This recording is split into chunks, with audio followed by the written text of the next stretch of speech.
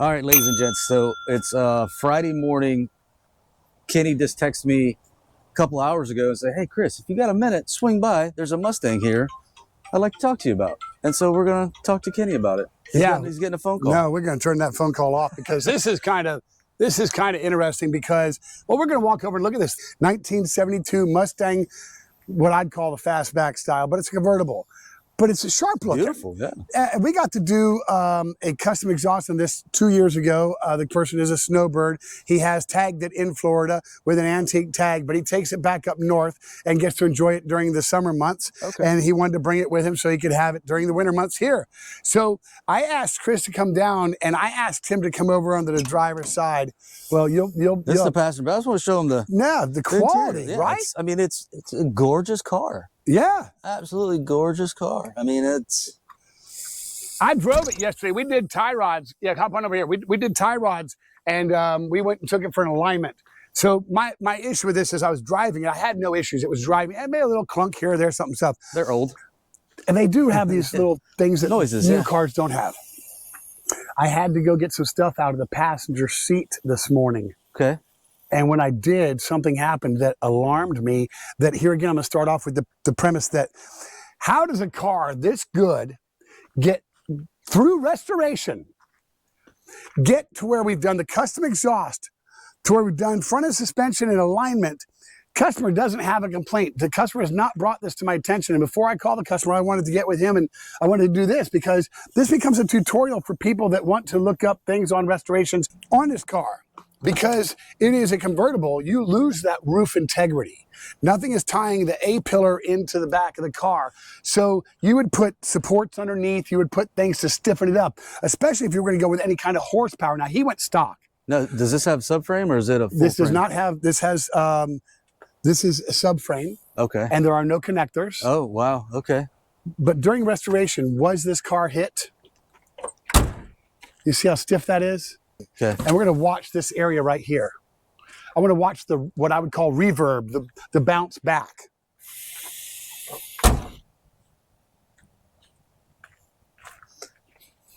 This is where it gets exciting for the viewers because what's going to happen?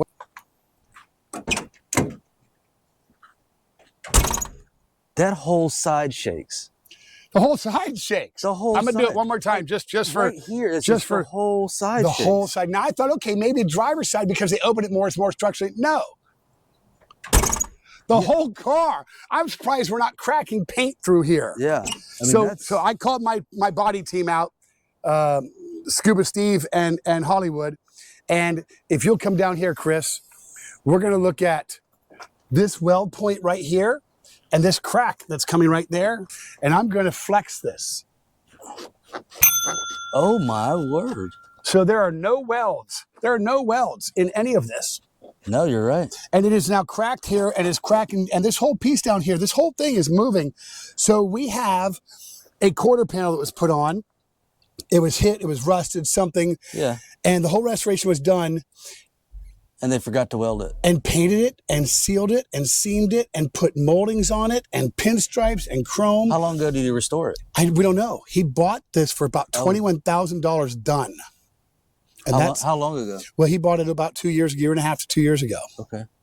But he has never complained to me about this. He's never said anything to me about this. And there's no way he doesn't know. There's no way if he ever opened the door for his wife, there's no way he doesn't know. I mean, the first time I closed it a minute ago, I'm like, wow, that's a lot because Chris, it's coming all the way back to the rear wheel. Yeah.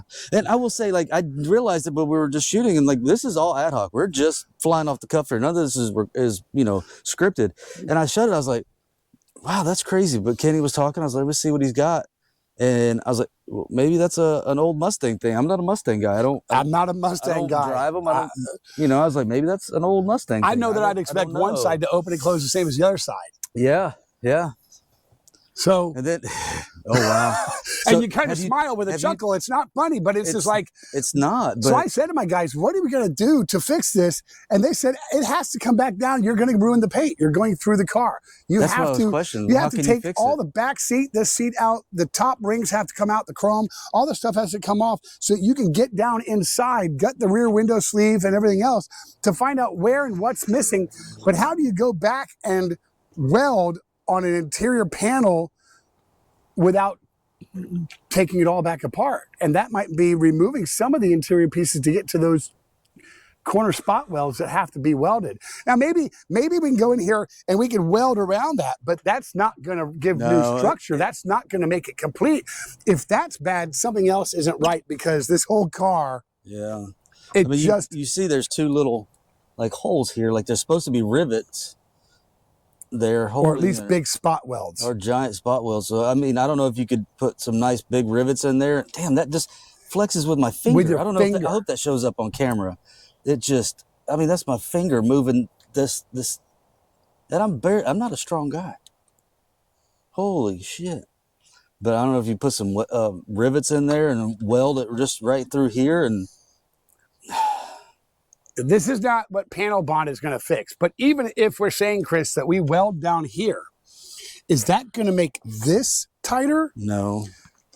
I have to present this to the customer today. He's ready to come pick his car up and put the top down and cruise for the weekend.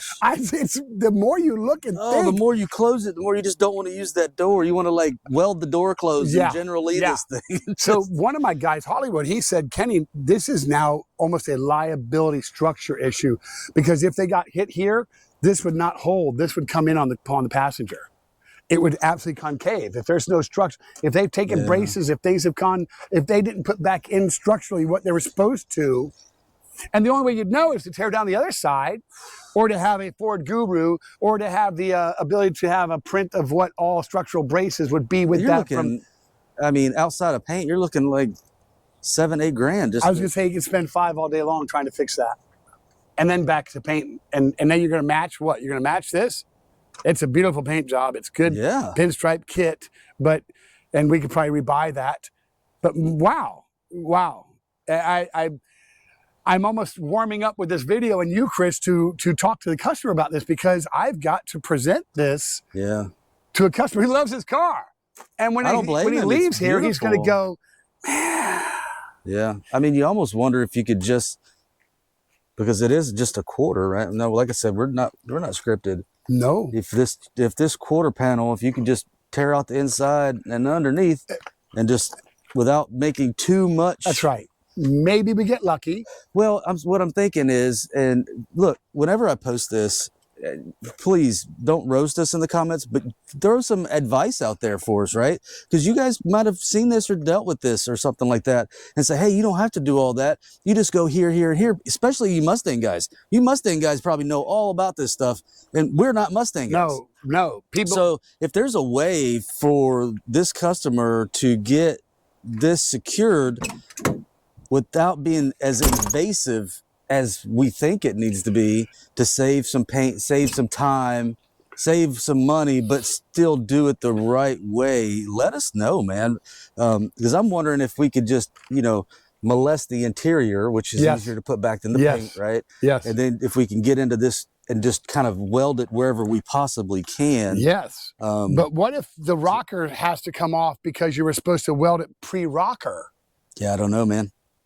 I don't know. I mean, this is where a good resto guy, a body guy comes in, because I'm not claiming to be an expert. I do know my Chevys. I do know other cars, but I know enough to know that this isn't right. It's going to take a lot of teardown. Gosh. I hate doing it, but I hope that really comes across on camera. That is so much worse. Like when I closed it a minute ago, I was like, this is insane. It's insane. But it's a beautiful car. I'm not a Mustang guy, but I could definitely see myself driving one of these. Oh, and I love driving it. She goes straight, little gearbox play, but otherwise. So, yeah, we want to say thanks to you all for what you can offer us. This is why we do the videos like this.